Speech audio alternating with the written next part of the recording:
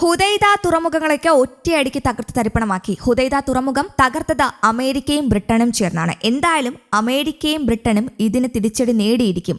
ആരുടെ കയ്യിൽ നിന്ന്? ഇറാനിൽ നിന്നും. കാരണം ഹുദൈദ തുറമുഖം എന്നത് ഇറാന്റെ ആയുധ സംഭരണ ഡിപ്പോയാണ്. അതാണ് ബ്രിട്ടന്റെയും യുഎസിന്റെയും സംയുക്ത ആക്രമണത്തോടെ തകർത്തെറിയപ്പെട്ടത്. ഇനി വെറുതെ ഇരിക്കുമോ ഇറാൻ? ഹൂതികൾ എന്തായാലും പടപ്പുറപ്പാട് നടത്തി കഴിഞ്ഞു. എന്നാൽ അമേരിക്കയുടെയും ബ്രിട്ടന്റെയും ഈ പ്രകോപനം യുദ്ധത്തിൽ ഇതുവരെ നേരിട്ട് ഇടപെടാതിരുന്ന ഇറാനെ കൂടി വലിച്ചിഴയ്ക്കുമെന്നാണ് ലോകരാജ്യങ്ങളുടെ ആശങ്ക.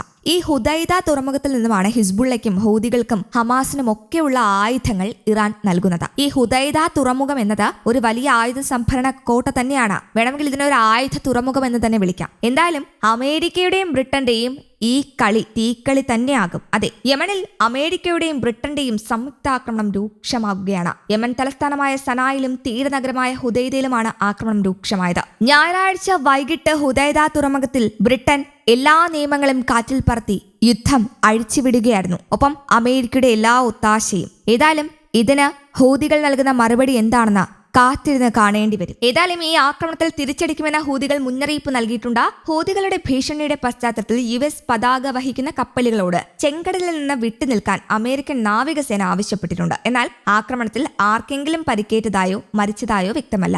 യുഎസിന്റെ വിമാനങ്ങൾ മാത്രമാണ് ആക്രമണം നടത്തിയത് എന്നും യുഎസ് UK വിമാനങ്ങൾ സംയുക്തമായാണ് ആക്രമണം നടത്തിയത് എന്നും റിപ്പോർട്ടുകളുണ്ട്. എന്നാൽ ആക്രമണം നടത്തിയെന്നും 30ഓളം ഇടങ്ങളാണ് ലക്ഷ്യം വെച്ചതെന്നും പെന്റഗൺ വ്യക്തമാക്കിയിട്ടുണ്ട്. ഹുദൈദ, സന തുടങ്ങി 10 ഇടങ്ങളിൽ അമേരിക്കയും ബ്രിട്ടനും ബോംബിട്ടിരുന്നു. ഇതോടെ പശ്ചിമേഷ്യ കനത്ത യുദ്ധഭീതിയിലാണ്. യമനിലെ ഹൂതി കേന്ദ്രങ്ങളിൽ അമേരിക്കയുടെയും ബ്രിട്ടന്റെയും നേതൃത്വത്തിൽ നടന്ന ആക്രമണത്തോടെ പശ്ചിമേഷ്യ കൂടുതൽ പ്രക്ഷുബ്ധമായി. ശക്തമായ തിരിച്ചടി ഉറപ്പാണെന്ന് ഹൂതികളുടെ മുന്നറിയിപ്പിനെ തുടർന്ന് മിക്ക ചരക്ക് കപ്പലുകളും ചെങ്കടൽ വഴിയുള്ള സഞ്ചാരം അവസാനിപ്പിച്ചു. 5 സൈനികരുടെ മരണത്തിനും 6 പേർക്ക് പരിക്കേൽക്കുന്നതിനും ഇടയാക്കിയ ആക്രമണത്തിന് കനത്ത തിരിച്ചടി ഉറപ്പാണെന്നും ഹൂതികൾ ആവർത്തിച്ചു. പലസ്തീൻ ജനതയ്ക്കുള്ള പിന്തുണ ആവർത്തിച്ച ഹൂതികൾ ഇസ്രയേലിന്റെ കപ്പൽ സേവനം മാത്രമാണ് അമേരിക്കയും ബ്രിട്ടനും ലക്ഷ്യമിടുന്നത് എന്നും കുറ്റപ്പെടുത്തി. അതിനിടെ ഗാസയിൽ ഇസ്രയേലിന്റെ നേതൃത്വത്തിൽ വൻതോതിൽ ആക്രമണം നടന്നുവരികയാണ്. ഖത്തറിന്റെ നേതൃത്വത്തിൽ നയതന്ത്ര ചർച്ചകളും തുടരുകയാണ്. ഇസ്രയേൽ നരനായാട്ട 100ാം ദിനത്തിലേക്ക് കടക്കുമ്പോഴും ഖത്തർ സമാധാന ശ്രമങ്ങൾ അവസാനിപ്പിച്ചിട്ടില്ല. ഇതിനിടയിൽ താൽക്കാലിക വെടിനിർത്തലിനും ബന്ദി കൈമാറ്റത്തിനും ഖത്തറിന്റെ മധ്യസ്ഥ ചർച്ചകൾ വഴിയൊരുക്കി. ഒക്ടോബർ 7 അൽ അക്സ പ്രളയത്തോളം തന്നെ പഴക്കമുണ്ട് ഖത്തറിന്റെ നേതൃത്വത്തിൽ നടക്കുന്ന സമാധാന ശ്രമങ്ങൾക്കും. ഇരുപക്ഷവുമായും ഒരുപോലെ സംവദിക്കാൻ ശേഷിയുള്ള രാജ്യമെന്ന നിലയിലാണ് ഖത്തർ മധ്യസ്ഥന്റെ റോൾ ഏറ്റെടുത്തത്.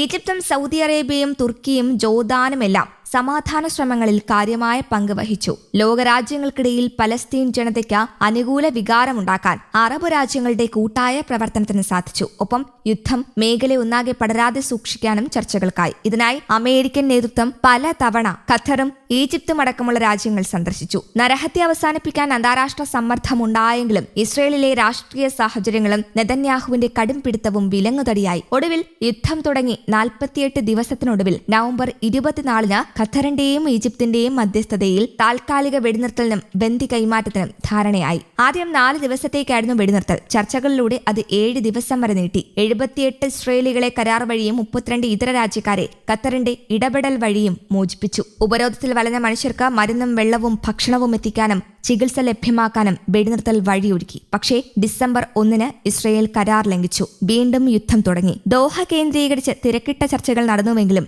ഇസ്രയേൽ വഴങ്ങാൻ തയ്യാറായിരുന്നില്ല. News desk, Kerala Kaumudi.